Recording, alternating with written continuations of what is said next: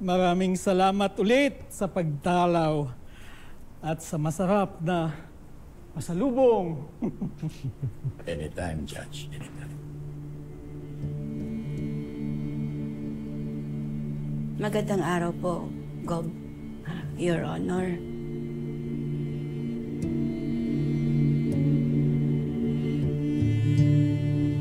Kamusta, Mrs.?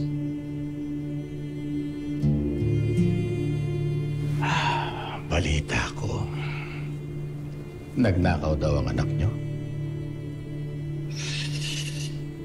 Mahirap yan. Paano na lang ang bata? Makukulong ng mahabang panahon. Kaya kami nandito kasi papiyansahan namin ang anak ko. Gold, masyadong mataas yung hiningi ng judge. Abuso naman yun. Dapat yata yan yung ikulong. Kasi... Hinay-hinay ka, Iha, ha? Abusado. Itong si Judge Pasis, Iha, baka ikaw naman ang makulong sa paninirang puri ng isang judge.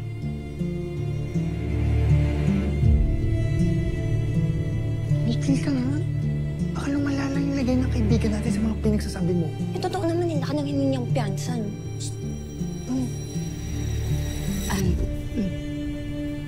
Gob, Your Honor, ano po, ang ibig namin sabihin, napakaswerte namin at maraming tumulong. Ito po, kumpleto na po ito. Magbabayad na kami sa cashier. Kaya wala nang dahilan pa para magtagal ang anak ko sa kulungan.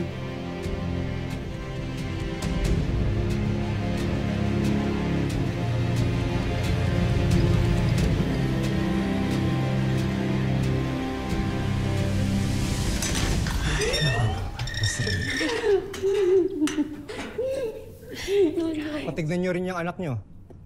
Sabi naman kagabi, may nagsasalitang daga.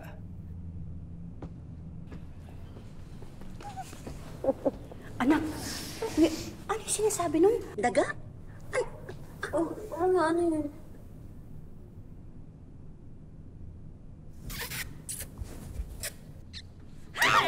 Daga! Tara naman! Wag mo ka na! Nagkaan siya! Pero alam ko naman friendly ka sa mga hayop ever since, pero pati ba naman sa daga? Wag na kadiri. Magkalitos pa yung husis ka, Tera. Ako judgmental naman ang mga to! Tera, huwag kang gagalaw. Tatapong ko lang sa labas yan. Lolo. Huwag kang gagalaw. Lolo, Kakagating ka yan. Baka matuloy ka pa ng ospital. dali lang po. Lolo, wag po. Nanay, Lolo Akiro din na hindi siya nangangagat. Mabait na kaibigan ko siya. Mabait? Siya si... Ham-ham. Ham-ham? Mukha ka kasing hamster. Ginipig nga ako! Ginji na lang! Hindi ka nang magsalita. Ano yon?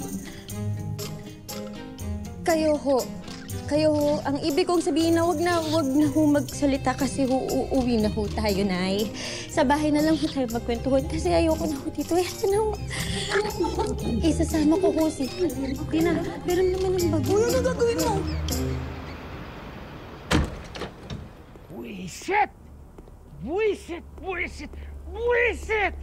Nakapagpiyansa pa yung Tera na yan! Ikaw naman kasi, Dad. If I was there, I never would have let her gotten away. Tumahimik ka nga kami. Hindi ako maaaring kumilos doon. Maraming tao. Masisira ako kapag kontrahin ko yung proseso. Gamitin mo nga yung utak mo!